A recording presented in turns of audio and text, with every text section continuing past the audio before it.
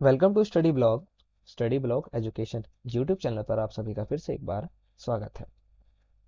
Last video है जो हमारी पीडीएफ है या जो भी आप सब्जेक्ट कहते हैं, इसके बाद एक और आएगी। वैसे सेकंड लास्ट आप इसको कह सकते हैं। Class number 25, video 25। ठीक है, इसको हम करेंगे आज की वीडियो में, जिसका टॉपिक है भारत की स्वतंत्रता की नीति, इंडियाज पॉलिसी ऑफ इंडिपेंडेंस। एक लास्ट चैप्टर है बस। और आपको पता ही है एनसीईआरटी से बनाई गई है और नोट्स है बेसिकली एक तरह से। तो आप उसको देखेंगे भी तो आपको समझ में आ जाएगा, कोई दिक्कत नहीं है। अगर आपको नोट्स वगैरह चाहिए तो आप बहुत ही मिनिमम कॉस्ट के अंदर जो है आपको मिल जाएगा, ज़्यादा कुछ भी वो नहीं है। ठीक है, बहुत ही कम चार्जेस में आपको मिल जाएगा। आप कमेंट कर सकते हैं, कमेंट में आप अगर बताते हैं तो आपको हमारी टीम जो है कांटेक्ट कर लेगी। ठीक है, अदरवाइज़ कोई प्रॉब्लम नहीं है। टेलीग्राम वगैरह पे हम अपलोड कर ही देते हैं। टेलीग्राम चैनल का नाम भी स्टडी ब्लॉग एजुकेशन, वहाँ पर जाइए। आप हमारे चैनल को भी ज्वाइन कर सकते हैं, वहाँ पर आपको पीडीएफ वगैरह वहाँ पर भी मिल जाएगी। तो इसको हम शुरू करें इससे पहले दो तीन चीज़ें, जैसे कि आपको पता है लाइक शेयर मैंडेटरी है भाई। यहाँ पर लाइक शेयर करना पड़ता है और सब्सक्राइब करना पड़ता है। अगर आपने सब्सक्राइब नहीं किया है तो ठीक है, करिएगा ज़रूर। और कोई इशू है तो भाई आप कमेंट कर सकते हैं, कमेंट बॉक्स आपके लिए ओपन है। तो ये जो चैप्टर है जिसका नाम है भारत की स्वतंत्रता नीति, क्लास नंबर 25, इससे पहले की सभी वीडियो अवेलेबल है प्लेलिस्ट के अंदर। आपने प्लेलिस्ट चेक किया होगा, सभी की प्लेलिस्ट बना दी गई है, चाहे वो सिविक्स हो, जियोग्राफी हो, इस बार की हो, पिछली बार की हो। चेंज तो कुछ नहीं होता, तरीके चेंज हो जाते हैं। तो आप जितने ज़्यादा वीडियो देखेंगे उतना ज़्यादा फायदा होगा, है कि नहीं। तो इसको हम शुरू करते हैं। लाइक शेयर अगर आपने कर दिया है तो देखिए यहाँ पर क्या बोला गया है, इसको समझते हैं हम। ठीक है, कुछ बातें हैं भारत की स्वतंत्रता से रिलेटेड। 1950 से 60 के दशकों में शीत युद्ध का उदय हो गया। शीत युद्ध यानी कि कोल्ड वॉर किस दो देशों के बीच में हुआ था, अगर आपको मालूम है। नहीं तो आप जान लीजिए, यहाँ पर अमेरिका और सोवियत संघ, ठीक है, सोवियत यूनियन के बीच में था। वैचारिक टकराव था बेसिकली, और बहुत ज़्यादा ही जो है ये गहरे हो गए थे, बहुत ज़्यादा डीप हो गए थे कॉन्फ्लिक्ट्स इनके बीच में, है कि नहीं। तो ये एक टाइम पीरियड था। वो दोनों देशों ने अपने अपने समर्थक देशों को मिलाकर सैनिक गठबंधन कर लिया। मतलब बेसिकली हो क्या रहा था ना भाई, जो दुनिया थी वो दो हिस्सों में डिवाइड होती जा रही थी।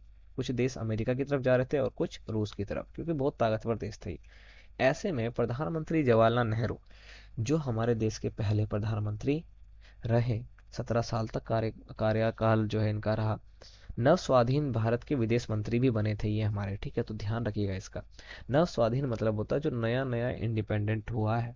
तो इन्होंने जो है स्वतंत्र भारत की एक विदेश नीति की रूपरेखा तैयार करी, ड्राफ्ट बनाया, और उसमें इन्होंने बोला कि यार हमारे को ना ना अमेरिका में जाना है, ना रूस में जाना है।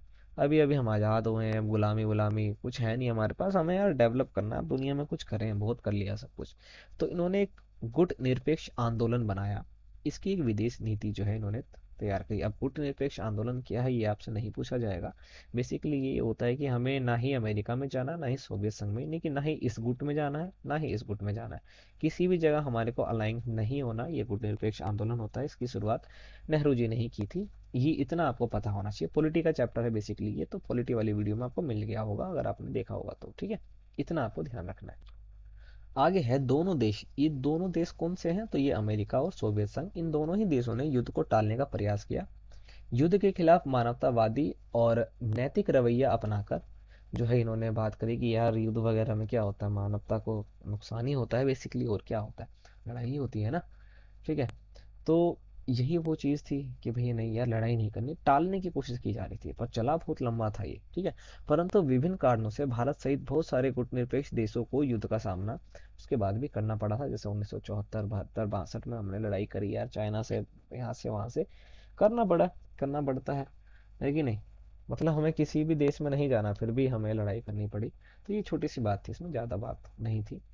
लास्ट पॉइंट है, यहाँ से आपको सवाल देखने को मिलेगा, महात्मा गांधी जी की हत्या।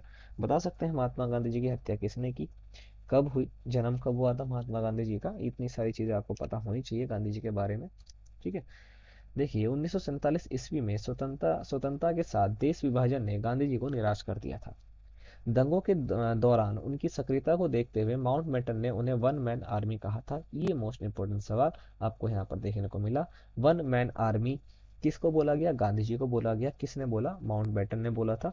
ये आपको ध्यान रखना। तो सवाल हो गया आपके लिए, पाकिस्तान को रोकड़ बाकी दिलाने के लिए, मतलब बेसिकली यहाँ तक कि भाई पाकिस्तान को दिलाने के लिए गांधी जी ने कांग्रेस के नेताओं को राजी कर लिया था। रोकड़ बाकी का मतलब होता है, रोकड़ बाकी नहीं, जो भी कैश वैश देना है कि भैया यार तुम हटो, पाकिस्तान बनो, तुम जाओ, निकलो, हटाओ, है ना। एक कैंसर था ये हमारे देश का, और कैंसर हो जाता है ना तो उसको फिर काट के फेंकना ही पड़ता है, ये वही है ये, और कुछ नहीं। तो समझे कि नहीं।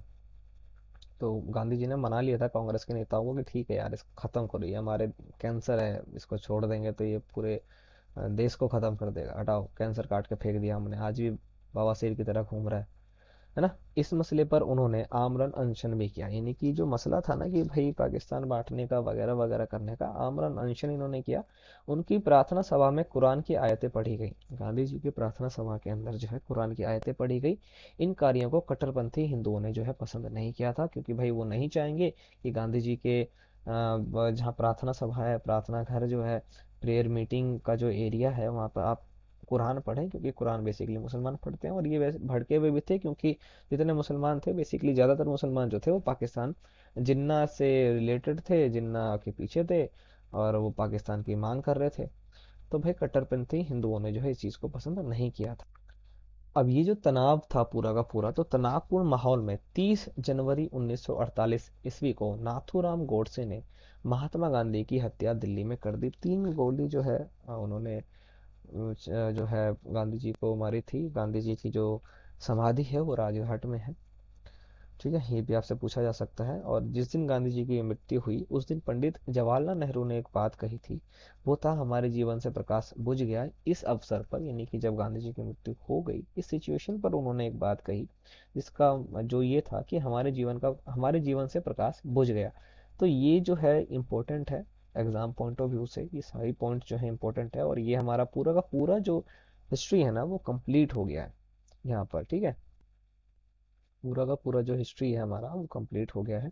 कुछ चीज़ें आपसे शेयर अगर मैं करना चाहूँ, कोई टिप वगैरह, जैसे आप लोग कहते हैं कि भैया कोई टिप अगर हो तो दे सके। देखिए, सबसे अच्छी चीज़, टिप क्या होता है यार ज़िंदगी में, क्या टिप दें आपको, है कि नहीं। सबसे अच्छी चीज़ है भाई आपको ना बेसिकली रीडिंग करनी आनी चाहिए। याद नहीं कर सकते ना, रीड कर लो आप याद नहीं कर सकते, रीड कर लो। रीड नहीं कर सकते ना तो सुन लो चीज़ों को, नहीं कर सकते तो सुन लो चीज़ों को। और बहुत अच्छा तरीका होता है पढ़ने का ये, कि जब आप पढ़ रहे हैं, जैसे कि आप अगर आप इस वीडियो को भी देख रहे हैं, तो चाहे अपने किसी डिवाइस से आप देख रहे होंगे, तो एक साइड में नोटबुक, बुक नहीं मतलब नोटबुक रखिए। और इसमें कुछ पॉइंट्स अगर आपको दिखते हो तो उन पॉइंट्स को क्या करो, आप नोट डाउन कर लो। सबसे बेहतरीन चीज़ है ये। वीडियो तो अवेलेबल ही है, ऐसे नहीं कि वीडियो अवेलेबल नहीं है, आप उन पॉइंट्स को नोट डाउन कर लो तो ये ज़्यादा अच्छा होगा। इससे क्या होगा ना, आप एक्टिव रहेंगे। लेट वेट के नहीं पढ़ना चाहिए यार, बैठ के पढ़ो अच्छे से, कमर सीधी होनी चाहिए। पढ़ते वक्त पानी वानी मत रखो, 2-4 घंटे तो पढ़ो यार दिन के। है इसके अलावा और क्या है, आज देखो ना जितने छोटे आजकल ऐसे देश दुनिया में है जो साइज में बहुत छोटे हैं, पॉपुलेशन में बहुत छोटे हैं, लेकिन भाई टेक्नोलॉजी में मतलब तो जवाब नहीं है उनका। इसराइल लाइव एग्जांपल है इसका, आप देख सकते हैं। 1947 में वो देश बन रहा था और 1947 में हम आज़ाद हो गए थे। तो डिफरेंस है, क्योंकि वहाँ पर पढ़े लिखे लोग हैं, एजुकेशन मायने रखता है भाई। इसलिए चैनल का नाम भी एजुकेशन है, दिख रहा होगा आपको यहाँ पर, है कि नहीं। ये तो ऐसे ही मजाक, बाकी सब्सक्राइब करवाने के लिए था ये तो इन चीज़ों को करो आप एग्ज़ाम से पहले, और एकदम हाइपर वगैरह मत हो, और नॉर्मल रहो, काम रहो। डेली आप 2 से 4 घंटे मिनिमम पढ़ो, अभी भी पढ़ो, हो जाएगा, कोई दिक्कत नहीं है, ज़्यादा भारी चीज़ नहीं है। भारी हम बना लेते हैं, बेसिकली होता नहीं है। इन चीज़ों को आप करो। बाकी वीडियोस आपके लिए जो है वो ऑलरेडी अवेलेबल ही हैं, अभी की भी और पहले की भी अवेलेबल है। तो वीडियोस को भी आप देखेंगे तो बहुत अच्छा हो जाएगा। प्रीवियस ईयर क्वेश्चन पेपर आप उठा नहीं सकते तो भाई प्रीवियस ईयर क्वेश्चन देख लो एटलीस्ट, इसकी भी वीडियो बना रखी है, प्लेलिस्ट में अवेलेबल है। तो आपको कुछ नहीं करना, आप चैनल पर आए हैं ना तो चैनल के प्लेलिस्ट को चेक करिए आराम से। प्लेलिस्ट को चेक करिए, आपको बहुत सारी चीज़ें मिल जाएंगी, है कि नहीं। हाँ, एकदम एग्जाम बहुत बढ़िया जाएगा। अगर आप तैयारी कर रहे हैं और चाहते भी हैं तो एग्जाम अच्छा जाएगा। आप टीचर बनना चाहते हैं तो भाई वो स्पिरिट होनी चाहिए अंदर ना। आप पढ़ाओगे क्या जब आपको पढ़ने का मन नहीं होता, तो पहले खुद में होना चाहिए ना, है कि नहीं। तो ज़्यादा कोई टिप वगैरह का कुछ हिसाब किताब नहीं है, बहुत आसान चीज़ है यार। आप पढ़ो, अभी नोट्स के अंदर देने का मतलब यही था कि अगर आप जैसे स्क्रीन पर होता है ना तो पढ़ लेते हैं हम उसको, तो उससे भी चीज़ें याद हो जाती हैं। और क्या, बाकी वीडियोस तो अवेलेबल ही है, कौन डिलीट थोड़ी कर रहा है कोई इसमें से। जब तक मर्जी हो तब तक देखो आराम से, है कि नहीं।